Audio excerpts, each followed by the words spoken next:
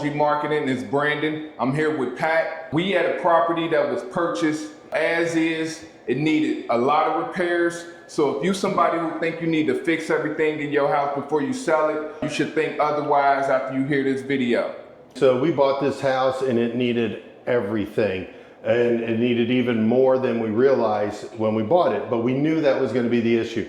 This house had major structural issues. We had to reframe a large portion of it. The neighbors, the roof used to sag. The neighbors over the time we've been working here have commented that they saw that the roof had been repaired. Don't worry about those things. Your roof is sagging. Your foundation's an issue.